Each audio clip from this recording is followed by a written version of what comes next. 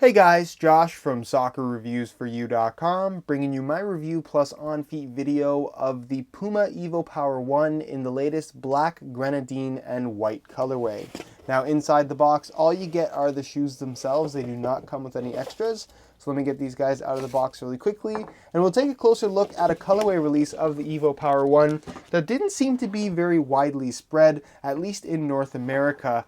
Pretty much none of the online retailers are carrying these right now, but if you are interested in a pair of this black, red, and white evoPOWER 1s for yourself, then you can check out the review page on my website, linked down below in the description.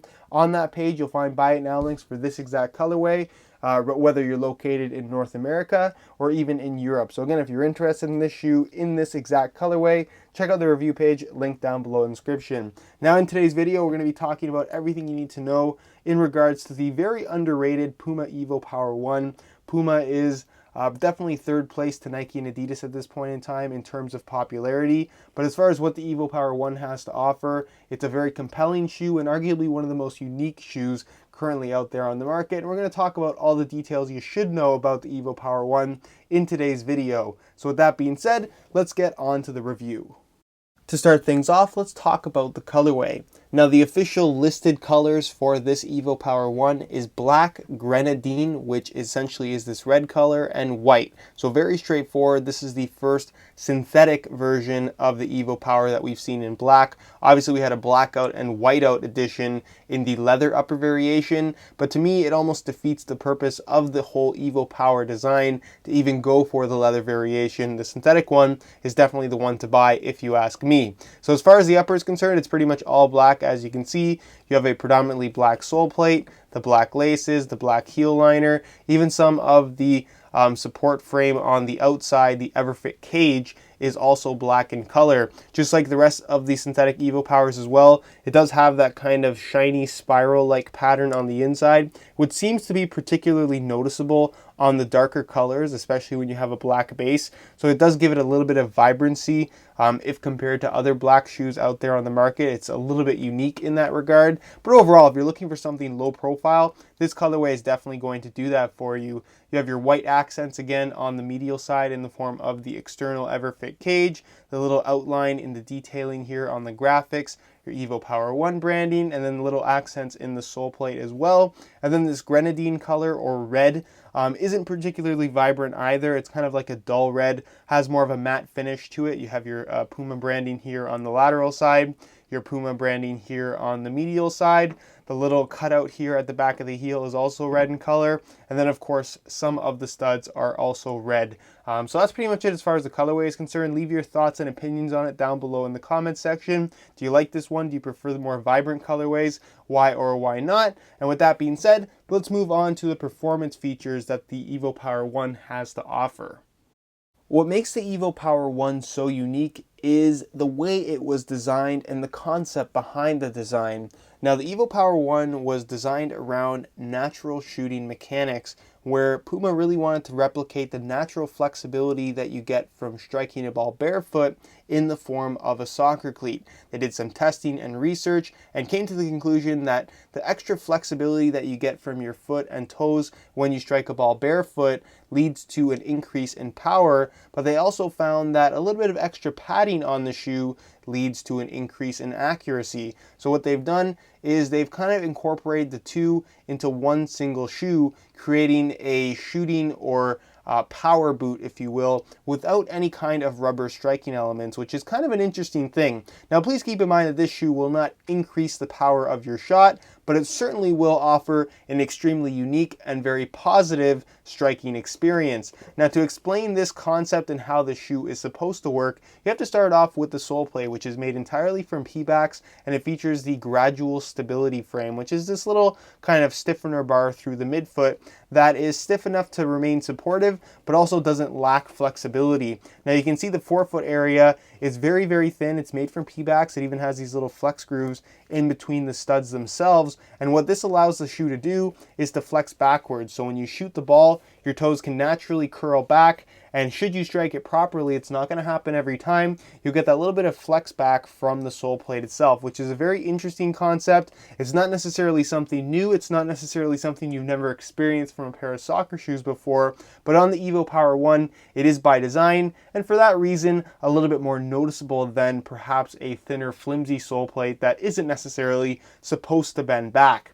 Now moving on to the upper, in order to achieve this flex back design, it's not just the sole plate, it has to do with the Adapt Plate synthetic Puma has implemented here. It's a one-way stretch microfiber material, which means it's going to stretch vertically up and down, but not horizontally. So you're going to maintain good stability, good stiffness from the upper when you're making quick cuts and turns. It's not going to roll over on you or anything like that, but you're going to get that little bit of extra stretch. So when your foot is actually in the shoe, it's extremely comfortable. It wraps your foot really nicely, but it's not going to prevent the upper from flexing backwards because it does have that one-way stretchability about it.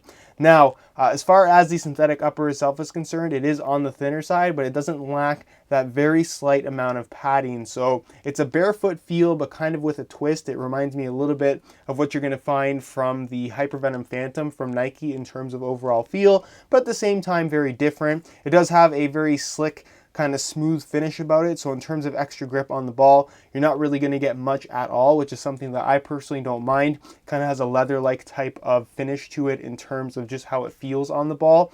And then like I mentioned, in order to increase accuracy, or at least what Puma claims, they've implemented AccuFoam padding, which you can see it's a little bit difficult on this particular colorway. There's little pads that run through the main striking portion of the foot and then across the entire forefoot area of the upper as well. Now these are basically just thin little memory foam pads. They're a little bit softer than you might expect them to be, and again, these are there to create that little bit of extra padding between your foot and the ball. So when you strike through it, it's thin, you can still feel everything, but a little bit of padding gives you that slight extra sensation of control. And again, when you combine the padding, the flexibility of the upper, and the flexibility of the sole plate, and you strike it just right, the evoPOWER 1 delivers one of, if not the very best striking experience of any soccer cleat currently out there on the market. You have your off-center lacing system, as you guys can see, the little foam inserts in the tongue to eliminate any kind of lace bite, so it's a very, very comfortable shoe.